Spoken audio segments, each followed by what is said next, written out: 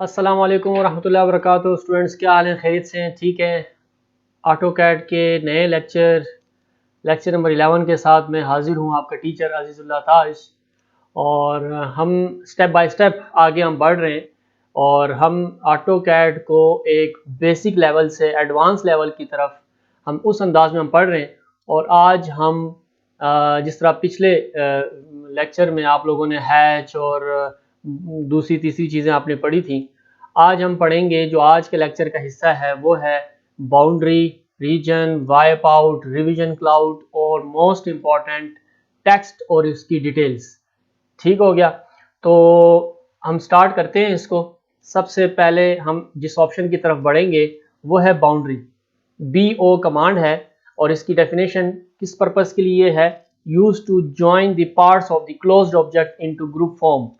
तो ऑटोकैड मैंने ओपन किया हुआ है और हमेशा की तरह आप लोगों ने भी इसी तरह ही करना है कि ऑटोकैड को जब भी ओपन करेंगे तो सबसे पहले आप लोगों ने यूनिट्स और लिमिट्स को सेट करना है। तो यूनिट्स की कमांड क्या है स्टूडेंट्स?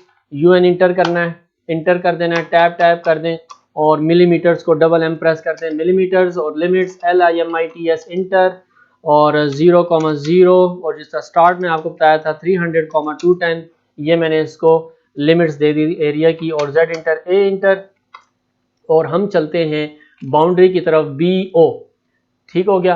तो यहाँ पर आप लोग देख रहे हैं कि यहाँ बाउंड्री की ऑप्शंस हैं और रीजन की भी ऑप्शन है। तो BO इसकी कमांड है। BO आप जैसे ही इंटर करेंगे तो ये यहाँ पर ऑप्शन आ जाएगी बाउंड्री की। ठीक है? और ये किस पर्पस के लिए है? यानी कि आप किसी एक ओपन ऑब्जेक्ट है उसको आप क्लोज करना चाहते हैं या उसकी एक ग्रुप फॉर्म बनाना चाहते हैं। मिसाल के तौर पर L इंटर मैंने कर दिया, एक मैं कमांड इंटर कर दिया मैंने यहाँ पर L इंटर में प्रेस करता हूँ। यहाँ पर आप जिस तरह डायग्राम में भी बताया गया है कि मुख्तलिफ किस्म के ऐसे कोई आपके पास स्ट्रीट है, कोई प्लॉट्स हैं, ठीक है, उसको आप एक ग्रुप फॉर्म देना चाहते हैं। ठीक है?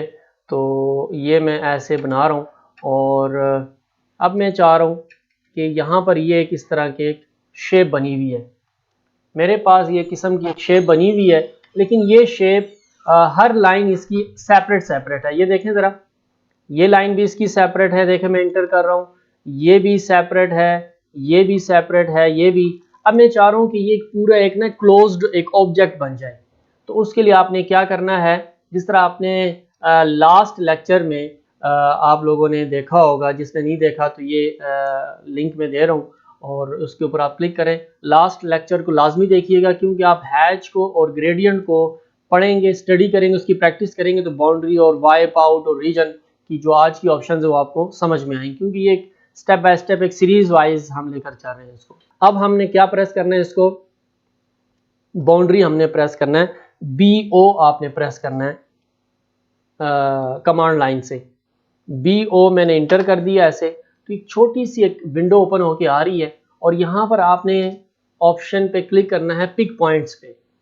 ठीक है? पिक पॉइंट्स पे आपने क्लिक करना है और यहाँ पर इस पूरे ऑब्जेक्ट के बिल्कुल सेंटर में कहीं पर भी आप क्लिक कर दें और इंटर कर दें। जस्ट यही आपने करना है। अब देखें ये पूरा एक क्लोज्ड ऑब्जेक्ट आपके सामने आ गया। लेकिन ठीक है, पहले जिस तरह हम सेलेक्ट करते थे हर लाइन हर साइड अलग अलग सेलेक्ट होती थी, हर दीवार उसकी अलग अलग होती थी। अब ये देखें ये पूरा एक ग्रुप फॉर्म में आ गया। ठीक है? अब मैं इसको अगर ऊपर से उठा लूँ, माउस से भी आप उठा सकते हैं और मूव की कमांड M इंटर से भी आप उठा सकते हैं। अब देखें मैं इसको ऊपर से उठा लूँ तो ये देखें मेरे पास एक पूरा ग्रुप फॉर्म एक ऑब्जेक्ट आ गया है।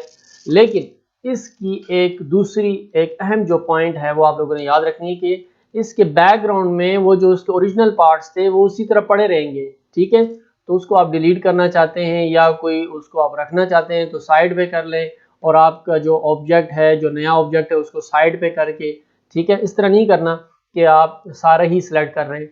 तो इससे ऊपर वाला ग्रुप फॉर्म वो भी सिलेक्ट हो जाएगा और नीचे वाला भी सिलेक्ट हो जाएगा। तो ये आप लोगों को पता चल गया कि बाउंड्री जो है कोई भी ऐसी वैसी शेप हो उसको ये एक कंप्लीट ग्रुप फॉर्म में कन्वर्ट करने के लिए यूज़ किया जाता है। अब मैं यहाँ पर एक ऐसी कोई शेप बना रहा हूँ, इस पूरे की मैं एक क्लोज्ड ऑब्जेक्ट बनाना चाहता हूँ। तो BO इंटर करें, पिक पॉइंट लें और बीच में क्लिक कर दें, इंटर कर दें। तो ये देखें ग्रुप फॉर्म में एक ऑब्जेक्ट आपके पास आ गया।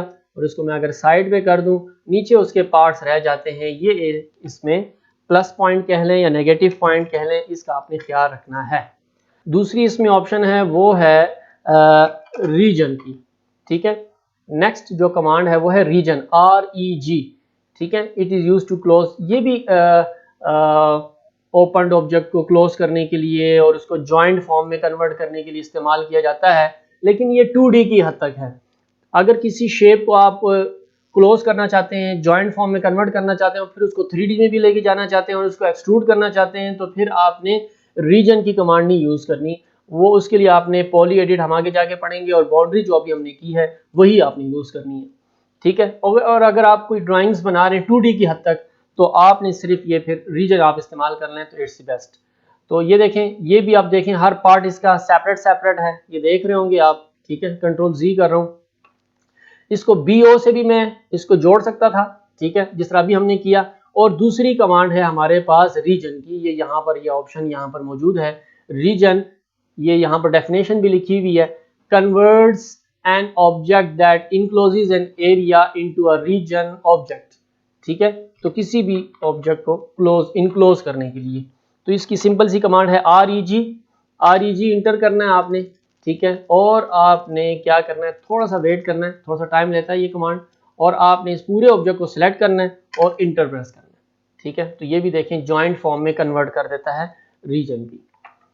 और आगे चलते हैं, एक दूसरी ऑप्शन है AutoCAD में, ठीक है, wipe out, it use to hide the below object, यानी कि ये एक किस्म की मास्क चढ़ा देता है, ठीक है। इसको क्या कहते हैं, वाइप आउट कहते हैं। ये यहाँ पर ऑप्शन यहाँ पर है मौजूद, ठीक है। वाइप आउट ले लें आप ऑप्शन, यहाँ पर कमांड इसकी लेंथी सी बन रही थी, तो आपने ये वाइप आउट की कमांड लेनी है और आपने इस ऑब्जेक्ट के ऊपर ऐसे ड्रॉ कर लेना है। ये एक मास्क चढ़ा देता है, नीचे वाले ऑब्जेक्ट को हाइड कर देता है। बवक्त ज़रूरत आप अगर इसको ऊपर से हटा लें तो वो ओरिजिनल ऑब्जेक्ट आपके सामने आ जाएगा, ये हाइड करने के लिए जस्ट। और नेक्स्ट ऑप्शन है हमारे पास रिव क्लाउड की, रिवीजन क्लाउड की, ठीक है, उसको हम देख लेते हैं। वो भी ऑप्शन इसी के साथ ही यहाँ मौजूद है। यहाँ पर रिव क्लाउड की आप देख रहे हैं, रेक्टेंगुलर, पॉलीगोनल और फ्री हैंड। सबसे पहले फ्री हैंड की तरफ हम बढ़ेंगे, ठीक है। ये देख रहे हैं, creates a revision cloud drawing a free form polyline. और इस मेन जो पर्पस के लिए यूज होता है, it's use to highlight parts of any drawing that are being reviewed, कि आपकी कोई ऐसी बड़ी कोई ड्राइंग है, उसमें किसी पार्ट को आप रिव्यू करने के लिए आप किसी ऊपर डिपार्टमेंट पे आप भेजना चाहते हैं, तो आप उसको मार्क करते हैं ना, जिस तरह हम पेन से मार्कर से मार्क करते हैं। तो कैड में किसी ड्राइंग को, किसी कॉर्नर को आप मार्क करना चाहते हैं, ठीक है। मिसाल के तौर पर यहाँ पर मैं किसी पार्ट को ले लेता हूँ, इस पार्ट को मैं क्लोज नहीं करता, थोड़ा सा देखें ये क्लोज नहीं है, तो मैं इसको हाईलाइट करना चाह रहा हूँ कि भाई, और मैं हाईली डिपार्टमेंट को मैं ये हाईलाइट करना चाह रहा हूँ, ठीक है, इन्फॉर्म करना चाह रहा हूँ कि भाई इसको आप रिव्यू कर लें, ये पार्ट यहाँ पर जुड़ा हुआ नहीं है। तो ड्रॉ में जाके, यहाँ पर रिव्यू में जाके, ठीक है, रिव क्लाउड में जाके फ्री हैंड आप ले लें यहाँ से, ठीक है। और इसमें आपने जस्ट क्या करना है, ऐसे इसके इर्द गिर्द जो है यहाँ पर एक, जिस तरह क्लाउडी नुमा एक ऑब्जेक्ट बनता है, उस तरह का एक ऑब्जेक्ट बनता है, ठीक है। अभी इसके ये जो इसके आर्क्स हैं काफ़ी ज़्यादा, इसके साइज़ जो है ना, इसका साइज़ काफ़ी बड़ा है, ठीक है। तो जैसे ही आप यहाँ से ये रिवीजन क्लाउड लेंगे ना, फ्री हैंड ऑप्शन पे जैसे ही क्लिक करेंगे, तो यहाँ पर देखें नीचे इसकी काफ़ी सारी ऑप्शंस आती हैं, arc length, object, rectangular, polygonal, free hand, style, modify. तो आपने जाना है आर्क लेंथ में, और इसकी लेंथ इस वक्त आ रही है 18.436, काफ़ी बड़ा आर्क आ रहा है, तो मैं इसको 3 दे देता हूँ, ठीक है। अब देखें ज़रा, अब इसकी आर्क देखें ज़रा, ये देखें, ये देखें, अब आप देख रहे होंगे कि इसकी जो आर्क की जो साइज़ है वो ज़रा कम हो गया है। तो आप अगर मज़ीद बढ़ाना चाहते हैं, कम करना चाहते हैं, तो आप बढ़ा सकते हैं। और आप कोई क्लाउड्स वगैरह कोई बनाना चाहते हैं, तो ड्रॉ में जाएं, रिवीजन क्लाउड में जाएं, फ्री हैंड में जाएं, ठीक है, आर्क लेंथ में चले जाएं, यहाँ पर मैं 6 कर देता हूँ। और आप देखें यहाँ पर कोई आप क्लाउड वगैरह कोई देना चाहते हैं, तो ये देखें ये खुद आके एंड में खुद क्लोज हो जाता है। और ग्रेडियंट, और हमने हैच और ग्रेडियंट में, याद है हमने पढ़ा था, ठीक है, हैच और ग्रेडियंट में। और ग्रेडियंट स्पेसिफिकली वो क्या कहते हैं कि ये पिक पॉइंट्स मैंने लिया, बीच में क्लिक कर दिया, और आप इसको बादलों का डिज़ाइन या कोई दूसरा तीसरा कोई डिज़ाइन आप देना चाहें तो ये देख लें, कोई आप क्लाउड्स बनाना चाहते हैं, ठीक है, क्लाउड्स की शेप बना लें और उसमें आप कलर्स फिल कर दें, तो ये भी आप कर सकते हैं।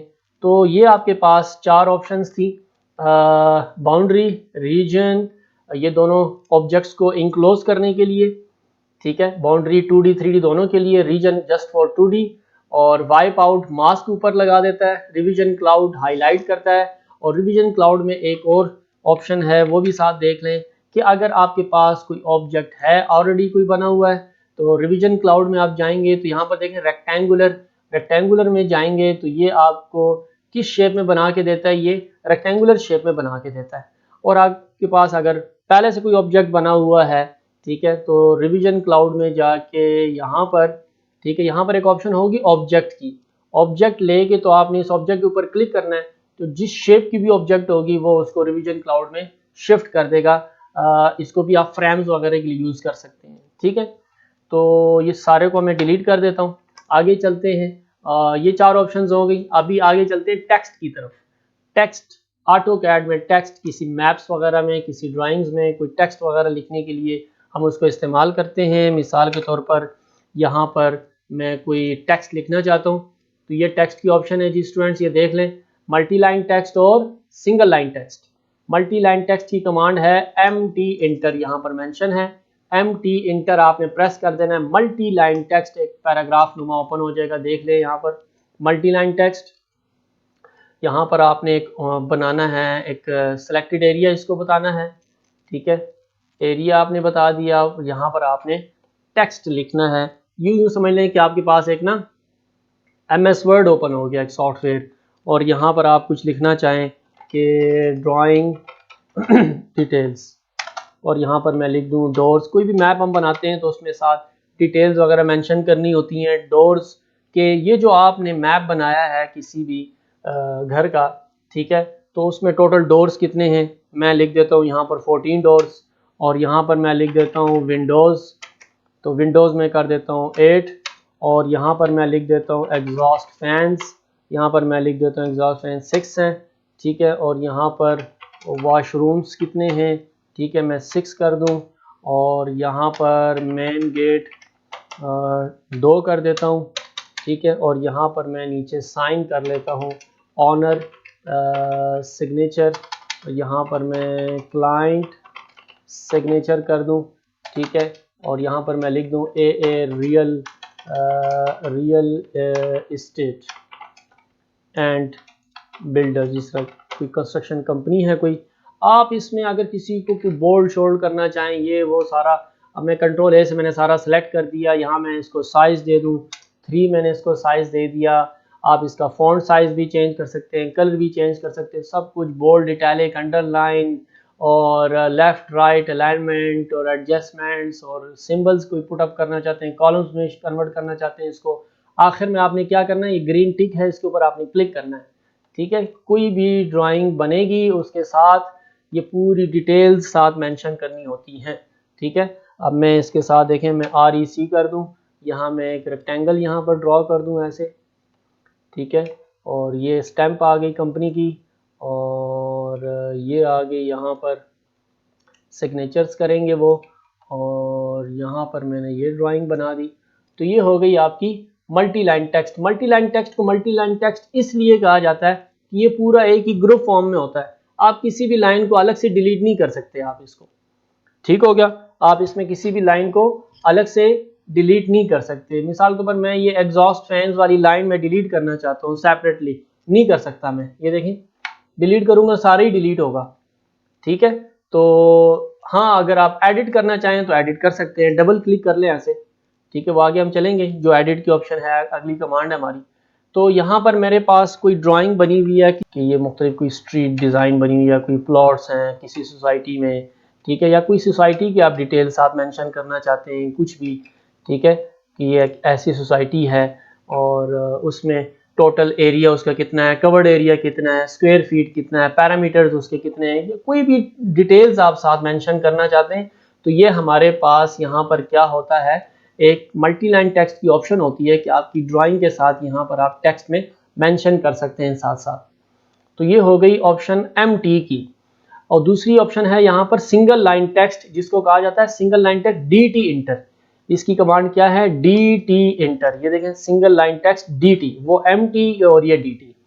ठीक है, DT में हम चलते हैं। DT किस पर्पज के लिए है? आप किसी भी जगह कहीं जिस एंगल पे भी लिखना चाहें, वो मल्टी लाइन टेक्स्ट था ना, वो एक पूरा पैराग्राफ नुमा एक शेप में बन के आता है। DT ये है कि एक ओपन फॉर्म है, आप जहां कहीं भी जिस साइज में भी और जिस एंगल में भी आप लिखना चाहें लिख सकते हैं।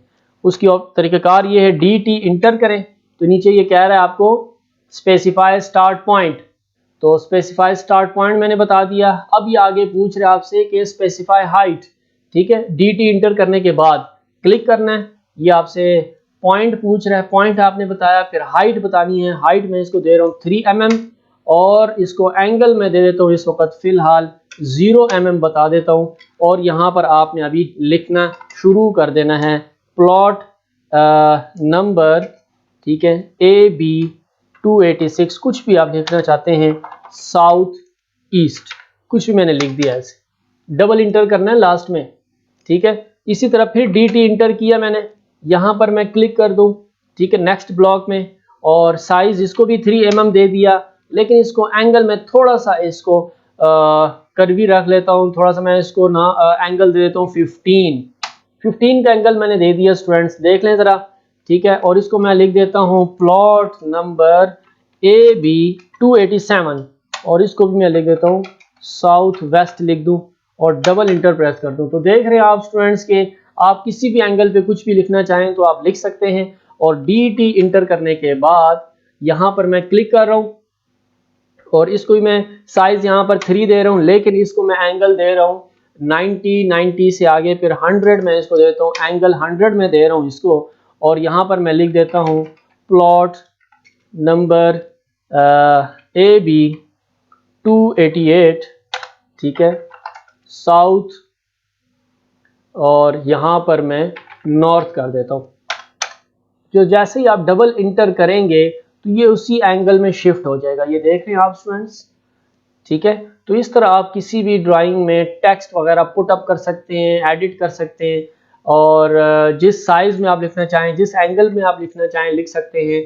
तो ये MT है और ये DT है, और DT की एक प्लस पॉइंट ये है कि आप किसी भी लाइन को अलग से आप डिलीट भी कर सकते हैं। ये देखें आप, हर लाइन अलग अलग होती है, इसको सिंगल लाइन कहते हैं और उसको मल्टी लाइन कहा जाता है, MT मल्टी लाइन टेक्स्ट। ठीक है, और एडिट करना चाहें तो एडिट करने का आसान तरीका यही है कि आप डबल क्लिक कर लें कि कोई एडिट शेडिट आप करना चाहें कि ये प्लॉट नंबर गलत पड़ गया। ठीक है, तो आप डबल इंटर करें, यहाँ 286 को 285 कर दें, कुछ कर दें और इंटर कर दें। नहीं तो ED कमांड हमारे पास मौजूद है, एडिट टेक्स्ट उसको कहा जाता है, और मैं उसके ऊपर क्लिक कर दूं ऐसे तो आप एडिट कर सकते हैं। यहाँ पर मैं 283 कर दूं इसको और इंटर कर दूं तो ये एडिट हो गया। एडिट भी आप कर सकते हैं। ST इंटर कहा जाता है कि आप पहले से कोई सेटिंग आप इसकी सेट करके रखना चाहें।